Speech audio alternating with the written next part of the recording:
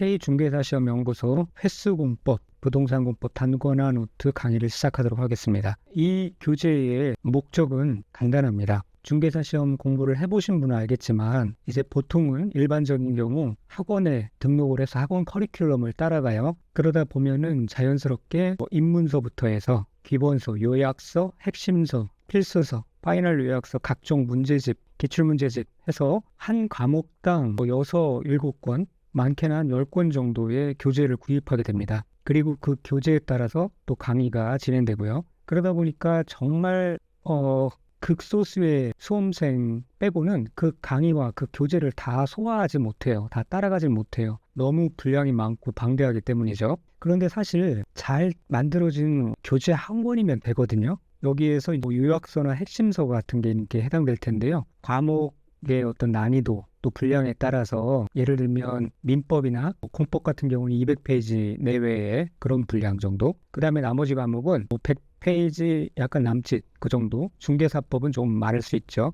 그런 정도 분량의 잘 만들어진 교재 한 권과 그리고 전범위를 포괄하는 강의, 군더더기 없는 강의 과정 하나면은 사실은 되는데 왜 그럼 이렇게 많은 교재와 강의들을 할까? 답은 뻔하죠. 아시는 분들은 잘 알겠지만 학원 입장에서는 그렇게 해야만 돈이 되기 때문에 그렇습니다. 학원도 비즈니스를 운영하려면 어쩔 수 없는 것도 있지만 수험생 입장에서는 의지할 곳이 학원밖에 없으니 고육지책으로 그런 모든 사실 불필요한 과정과 불필요한 교재조차 따라갈 수밖에 없는 그런 구조가 되는 거죠. 저는 이게 참 불합리하다고 생각합니다. 수험생 입장에서는 굉장히 불합리하다고 생각합니다. 책은 쌓이고 학원은 돈은 벌지만 수험생은 돈과 시간을 버리고 정작 원하는 목적을 달성하기가 더 어려워질 수 있다는 얘기예요. 그러니까 시간은 시간대로 드리고 돈은 돈대로 드리지만 그것 때문에 오히려 원하는 소기의 성과, 합격이라는 그 결과를 마주하기가 더 힘들어질 수 있다는 얘기예요. 왜냐하면 모든 자격시험의 합격에 관한 유일한 진리는 좋은 교재 한 권을 선택해서 그것을 잘 익히고 계속 반복 학습하는 거예요. 많은 것을 아는 것이 능사가 아니라 정말 중요한 것을 잘 습득해서 시험에 적용할 수 있으면 충분히 합격할 수 있는 시험입니다. 왜냐하면 절대평가여서 성적순으로 커트라인을 정하는 것이 아니라 평균 1, 2차 과목 60점 이상만 되면은 합격하는 시험이잖아요. 그 60점 이상은 좋은 교재 한 권을 잘 선택해서 그것을 잘 익히고 반복 학습하면은 그리고 기출문제를 잘 습득을 하면은 충분히 합격할 수 있는 시험입니다. 자, 그래서 이런 취지에서 이 교재를 만들었고요. 여러분에게 강의를 진행하려고 합니다. 오직 이 방법에 좋은 교재 한 권과 그것을 잘 익히는 이 방법에 적합하도록 어떤 특징이 있냐면 가장 큰 특징이 본문의 출제 횟수를 표기했어요. 그래서 직관적으로 중요도를 알 수가 있고요. 그 출제 횟수가 높은 것들을 중점적으로 해서 최소 노력으로 최대 효과를 거둘 수 있도록 그렇게 만들었습니다. 그래서 처음부터 시험의 마지막 순간까지 공법에 하나는 이 책 한 권이면 족하도록 그래서 가장 효과적인 시간과 노력의 투입으로 60점 이상의 성과를 거둘 수 있도록 그래서 남는 시간에 다른 과목에 좀 도움이 될 수 있도록 부동산 공법이 가장 큰 장애물이거든요. 그리고 민폐를 끼치는 그런 과목일 수 있는데 이 과목이 다른 과목의 지원군이 될 수 있도록 그렇게 만드는 것이 제 목표입니다. 그래서 이 교재를 믿고 또 제 강의를 믿고 따라오시면 공법이 장애물이 되지 않고 효자 과목이 될 것을 믿습니다. 자, 작년과 달리 올해는 기출 천지문이라고 해서 숫자 공법 기출 천지문을 전부 다 지문을 보지는 못하고요. 중요 지문 위주로 이렇게 또 다시 보면서 배웠던 과목들을 한번 점검할 수 있도록 하고요. 그 다음에 가능하시면 체계도도 같이 구입을 해서 그 체계도와 함께 체계를 잡으시는 그러한 방법으로 공부를 하시면 큰 도움이 되겠습니다. 체계도 강의 중에 다시 소개시켜 드리도록 하겠습니다.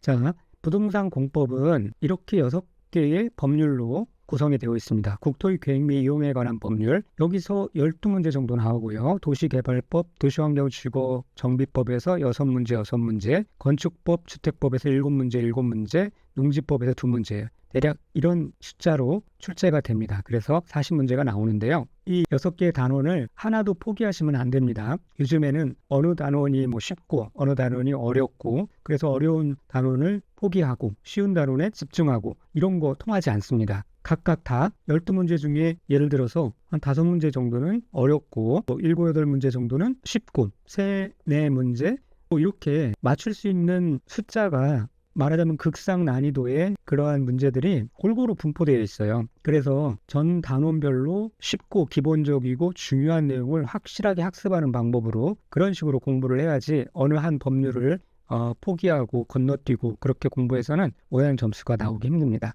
그래서 최종 목표는 40문제 중에 24문제 이상을 맞는다, 60점 이상을 맞는다, 이런 목표로 공부를 하시면 됩니다. 공법은 절대 고득점이 안 나와요. 쉽게 말하는 극상 난이도의 문제가 10문제에서 많게는 13문제, 14문제까지 나오기 때문에 그런 문제들은 사실 손대기 힘들거든요. 그래서 쉽고 중요한 문제들을 확실히 맞추고 나머지는 찍어도 확률상 2-3문제는 맞을 수 있으니까요. 그렇게 해서 60점 정도 약간 상회하는 점수를 맞는다는 그러한 목표로 공부를 하시면 됩니다. 좀 공법에서는 아슬아슬할 수 있지만 중개사법이나 공시세법에서 약간 점수를 더 받을 수가 있기 때문에 그렇게 해서 안전한 점수를 확보를 할 수가 있게 되는 거죠. 자, 그런 목표로 공부하시면 되겠고요. 사설은 접어두고 본론으로 들어가도록 하겠습니다. 자, 1편 국토의 계획 및 이용에 관한 법률. 국토의 계획 및 이용에 관한 법률이 나오는데요. 여기에서 광역도시계획, 도시군 기본계획, 도시군 관리계획, 개발행위 이렇게 크게 나뉘어진다는 미리 염두에 두시고요. 그 다음에 본 강의에 들어가기 전에 행정조직의 구성에 대해서 잠깐 한번 보도록 하겠습니다.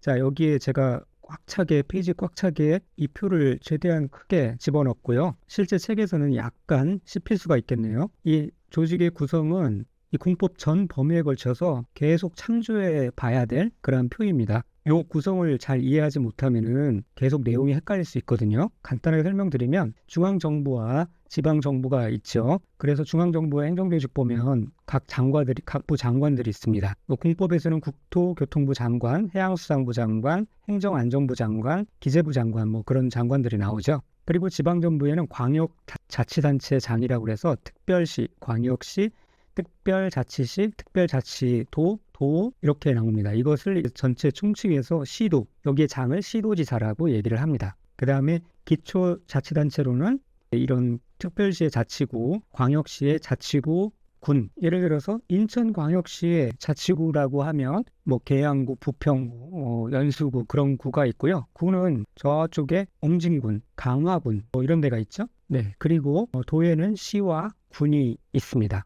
그래서 여기서 중요한 거는 뭐냐면은 우리가 보통 도시군이다 라는 말을 이제 공법 전반에 걸쳐서 한 1000번쯤은 아마 언급이 될 거예요.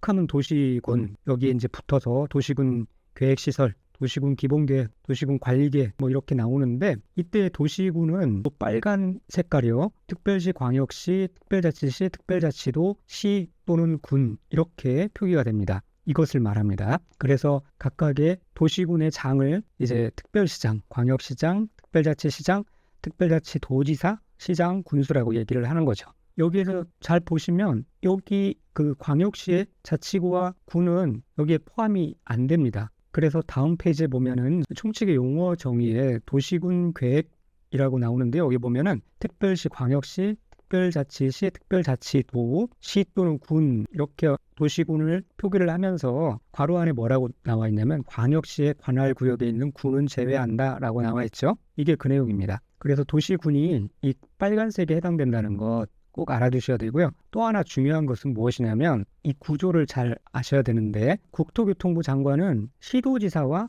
연락을 취합니다. 그래서 국토교통부 장관의 바로 밑에는 시도지사가 있어요. 시도지사를 통해서 하고요. 시도지사에게 명령을 내립니다. 국토교통부 장관이 직접 시군과 연락하지 않는다는 거죠. 그리고 이 도지사 밑에는 시장, 군수가 있는 거고요. 특별시, 광역시장 밑에는 구청장, 자치구가 있죠. 구청장이 있는 거고요. 이 전체를 시도지사라고 그랬잖아요. 이 시도지사 밑에는 요게 다 있는 겁니다. 그래서 시장, 군수, 구청장이 있다. 이러한 어떤 위계 구조를 가지고 있다. 그래서 다시 말씀드리면 시도지사의 상급자는 국장이 되는 것이고요. 시장, 군수의 상급자는 도지사가 되는 것이고요. 구청장의 상급자는 특별시장, 광역시장이 되는 거고요. 시장, 군수, 구청장의 전체의 상급자는 시도지사가 된다. 이렇게 알아두시면 되겠고요. 여기서 전체 다 이해할 수 없을지라도 자주 이곳에 돌아와서 이 내용들을 들여다보면서 앞으로 전개되는 내용들을 이해해 주시면 되겠습니다. 요 밑에는 이제 참고만 하시면 되고요. 그러면 이제 본 내용에 들어가도록 하겠습니다. 일단 국토의 계획 및 이용에 관한 법률은 이 계획 부분과 말 그대로 국토의 계획 부분과 이용에 관한, 이용 개발에 관한 부분으로 이렇게 두 가지로 나뉘어요. 그리고 이 계획에 대한 부분은 광역 도시계획, 도시군 기본계획, 도시군 관리계획 이런 내용들이 등장하고요. 이용 개발 부분에는 개발 행위 허가에 대한 부분이 나오고 개발 밀도 관리구역, 기반시설 부담구역 이런 내용들이 나옵니다. 이렇게 참조하시고 이제 총칙의 용어의 정의에 대해서 이제 살펴보겠는데요. 용어의 정의는 책에 따라서 교재에 따라서 어떤 교재는 굉장히 많이 이렇게 언급하고 있는 그런 교재도 있는데 사실은 이 용어 정의 부분의 각각의 용어들은 뒤에 다 나오거든요. 중복 설명할 필요가 없게 여기서는 간단하게 이 정도만 언급을 하고 이제 본 내용에 들어가서 그때 자세히 설명을 드리도록 그렇게 하겠습니다. 다만 여기 나와 있는 정도만 이렇게 한번 설명드리고 가겠습니다. 도시군 계획은 아까 말씀드린 대로 특별시, 광역시, 특별자치시, 특별자치도, 시 또는 군의 관할구역에 대해 수립하는 공간구조와 발전 방향에 대한 계획으로서 도시군 기본계획과 관리계획으로 구분합니다. 여기에서 광역시의 관할구역에 있는 군은 제외합니다. 문제가 이렇게 나와요. 도시군 계획은 도시군 기본계획과 광역도시계획으로 구분한다. 틀렸죠? 도시군 기본계획과 도시군 관리계획으로 구분합니다. 내려가서 광역시설은 기반시설 중 둘 이상의 도시에 걸치거나 공동으로 이용하는 시설이고요. 도시군 계획시설은 기반시설 중 도시군 관리계획으로 결정된 시설을 말합니다.